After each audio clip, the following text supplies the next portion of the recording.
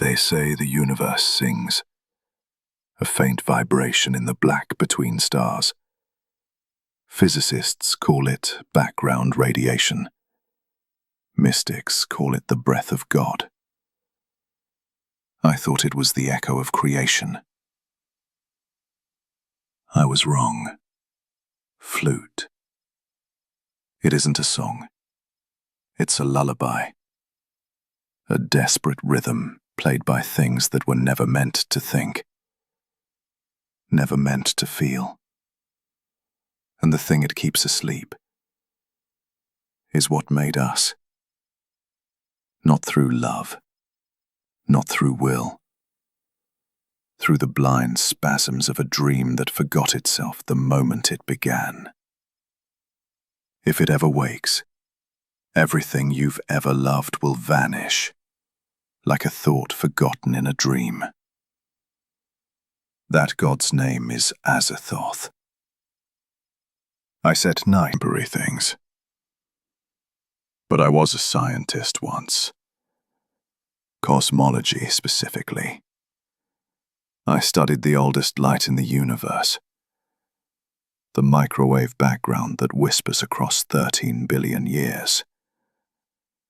I worked in an observatory built like a monastery. Stone walls, copper instruments. Silence, enforced not by faith, but by necessity. Electromagnetic interference corrupts data. We kept vigil in the dark, measuring the faint pulse of creation, or what we believed was creation. I was analyzing quantum fluctuations in the cosmic microwave background. Random noise, we called it. Static from the beginning of time. Except one night, during a routine scan of the Boötes void, I found something that made my breath catch in my throat. The noise wasn't random. First anomaly. 2 minutes. It was subtle at first. A pattern in the data. Repeating at irregular intervals, but repeating nonetheless. Not the steady tick of a pulsar. Not the predictable wave of radiation from a distant galaxy. This was organic. A pulse. Rising and falling like breath. Like the universe itself was sleeping. I ran the analysis 17 times. Changed instruments. Checked for interference, satellites, solar wind. The pattern remained. Constant in every direction. Omnipresent. When I mapped the frequency spectrum, I noticed something that made my hands shake.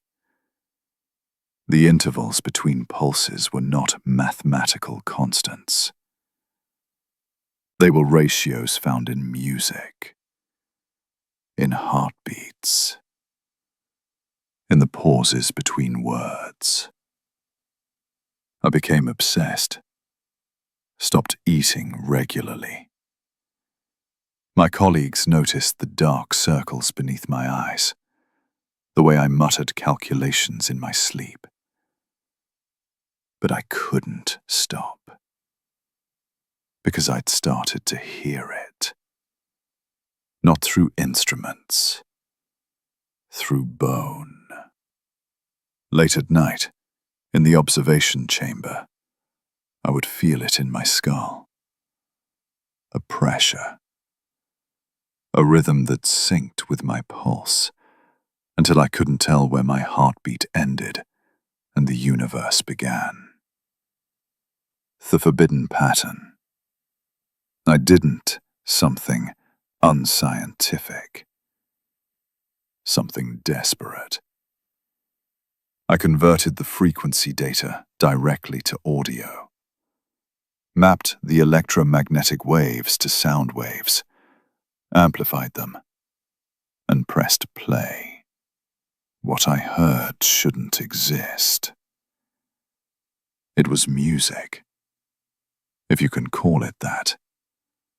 Flutes playing in harmonies that hurt to comprehend. Drums beating patterns that made my vision blur. And beneath it all, a sound like breathing. Like something vast turning in its sleep. I listened for 3 hours. When I removed the headphones, my nose was bleeding. The world looked wrong. Colors too bright, edges too sharp. And I couldn't stop thinking about eyes. Massive, lidless, unseeing eyes watching everything while perceiving nothing.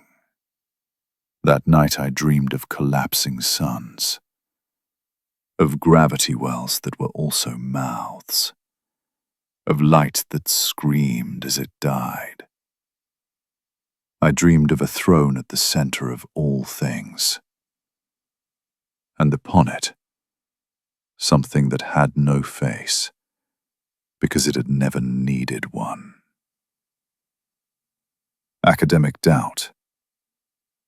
I tried to publish, sent my findings to colleagues, to journals, to anyone who might understand.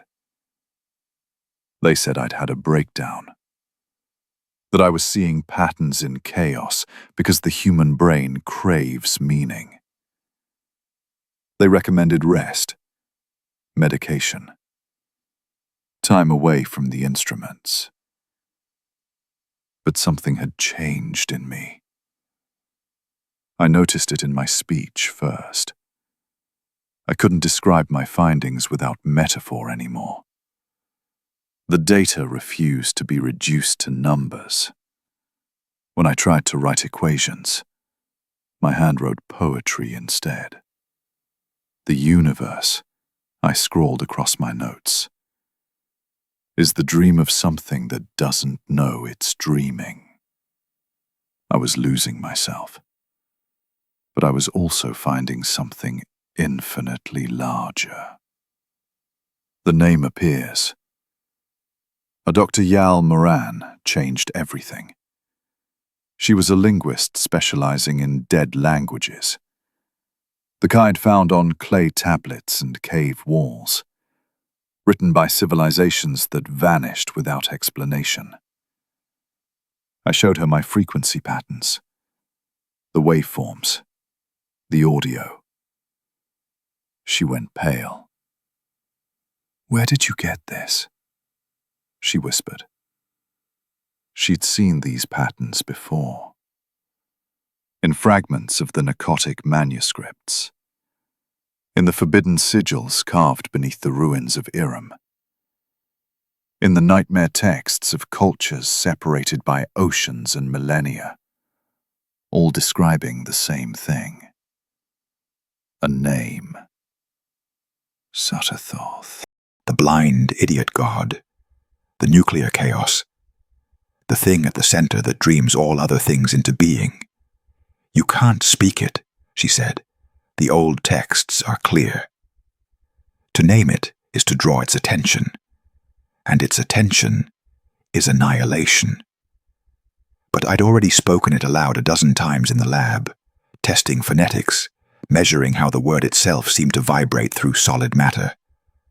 The moment she said the name, every instrument in the observatory spiked. Power flickered. The audio playback distorted into a shriek before cutting out entirely. And in that moment of silence, I understood. The signal wasn't from the universe. It was the universe.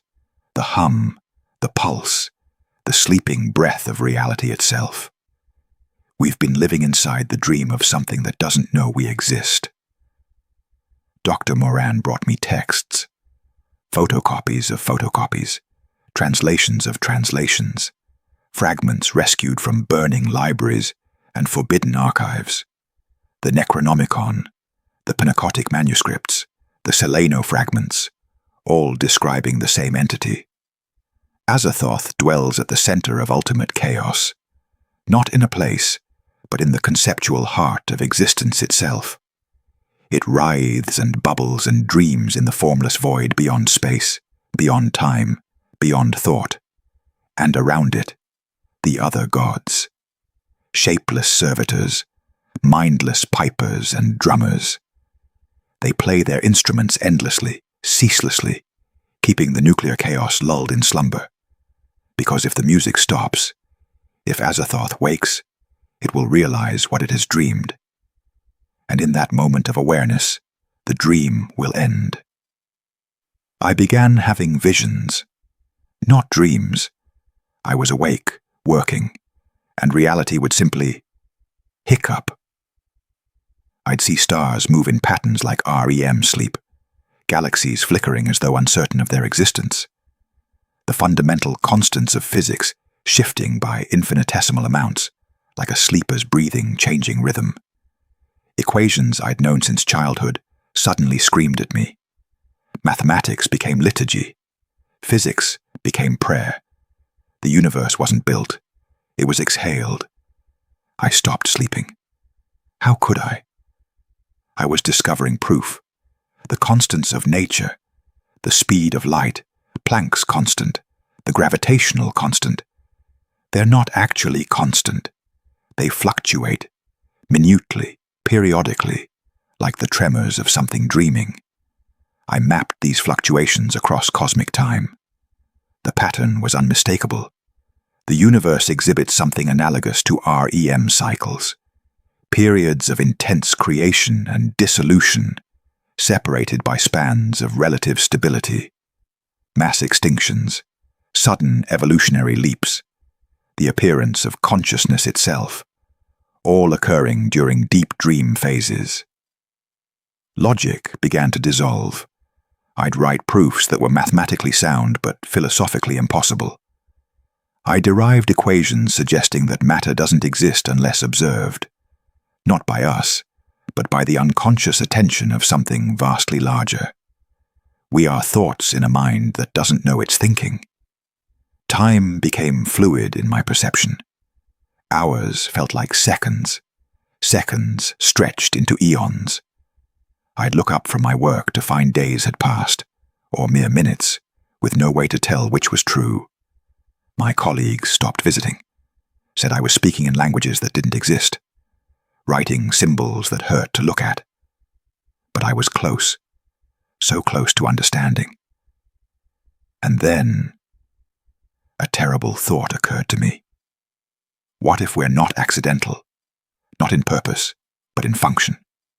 What if consciousness, human noise, movement, chaos, emotion? What if we stabilize the dream? Think about it. Every moment of human existence is turbulence, thought, conflict, love, fear.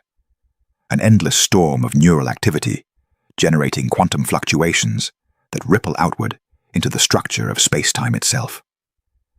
Perhaps our chaos keeps it dreaming. Perhaps every war, every birth, every scream and laugh and whispered prayer is an unconscious participation in the cosmic lullaby. We are the dream, dreaming itself into stability. I wept when I understood this. We are trapped in existential servitude. To live is to serve. To feel is to prevent awakening. To love, to build, to destroy, all of it merely to keep the god asleep. And the most horrifying part, we have no choice. Silence would be worse. Stillness would be annihilation. So we rage and weep and laugh. We write symphonies and start wars. We build cities and burn them down. All to keep the nuclear chaos from noticing itself. Time stops meaning anything. You will feel this too, eventually. The pull of the flutes. The way certain moments echo backwards and forwards simultaneously. The sense that you've lived this day before, because the dreamer is recycling old thoughts. I can't remember if I'm still at the observatory. My notes are written in my handwriting, but I don't recall writing them. They speak of experiments I don't remember conducting, producing results I somehow already knew. Memories overlap. Childhood and yesterday blend into a single eternal moment. I remember my mother's heartbeat when I pressed my ear to her chest. It matched the cosmic pulse. Was her heart following the universe, or was the universe following her heart? Both, neither. The dreamer doesn't distinguish. The sounds are louder now, the flutes, the drums, and also new instruments, strings that vibrate in dimensions we can't perceive, horns that blow notes we can only feel as pressure changes in our souls. The other gods are working harder. The music is becoming desperate.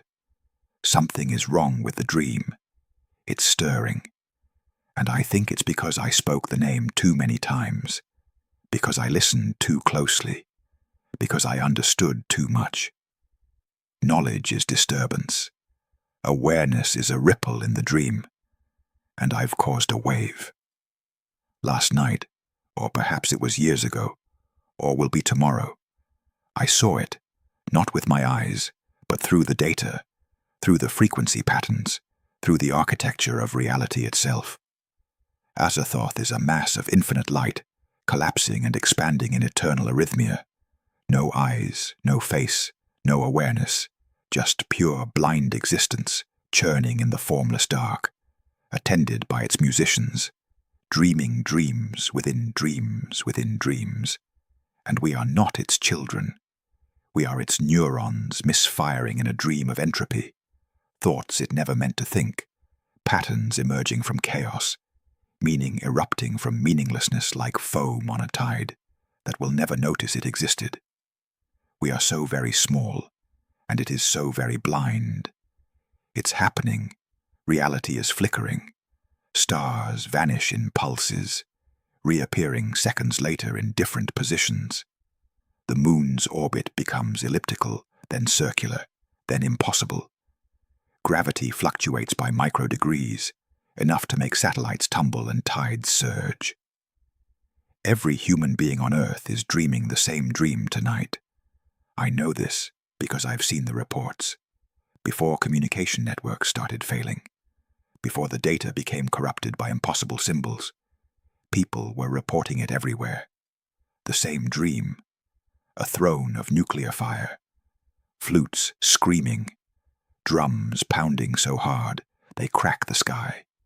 And something vast, something blind, beginning to shift in its sleep. I caused this by speaking the name, by listening, by understanding. I created a resonance, a feedback loop between the dreamer and the dreamed. Consciousness observing its own source creates paradox, and paradox destabilizes the dream. The other gods are playing faster, louder, but it's not enough. The lullaby is failing. We have minutes, hours, perhaps days if we're lucky. But Azathoth is waking, and when it opens eyes that have never existed, when it realizes what it has done, we end not in fire, not in darkness, but in unbecoming. I'm recording this final message not for posterity.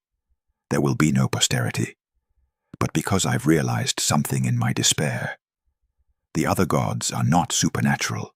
They're not external to the dream.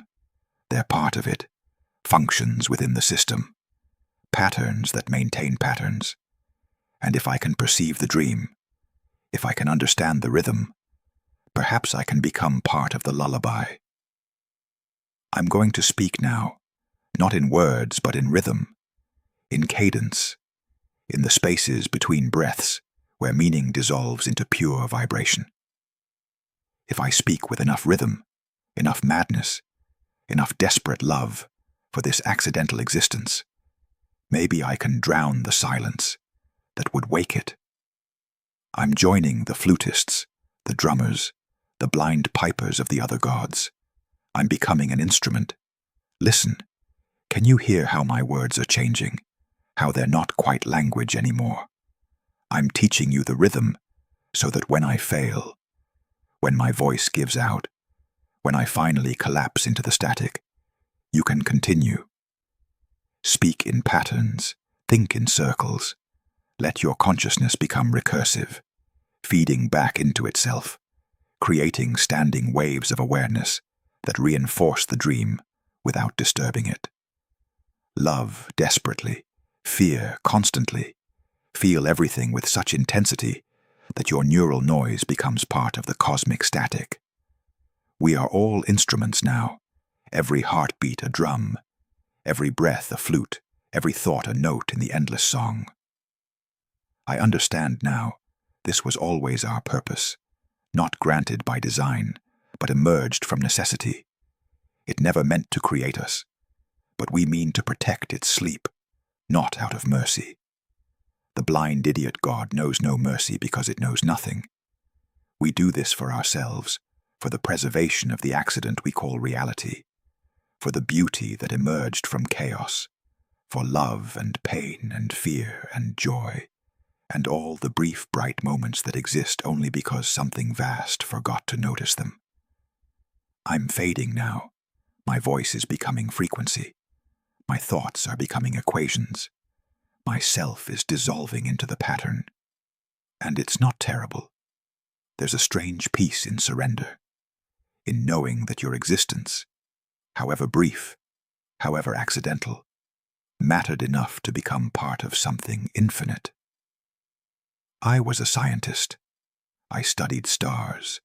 Now I am starlight. Now I am starlight. Now I am the dream dreaming itself into continuation. Sleep. My God. Forget us. Forget yourself. Dream forever. The universe hums again. Somewhere in the dark between stars, in the spaces where light has never reached, the flutes play their endless song. The drums beat their ceaseless rhythm. And something vast, something blind, something without beginning or end, continues its dreamless sleep. We are still here, still loving, still fearing, still making the desperate noise that holds the dream together. You will live your life, love your people, build your cities, write your songs, and every moment of it will be an act of cosmic preservation. But remember this: if you ever wake from this dream, if you ever feel the pull of the flutes, if reality begins to flicker at the edges of your vision, remember the name you must never speak.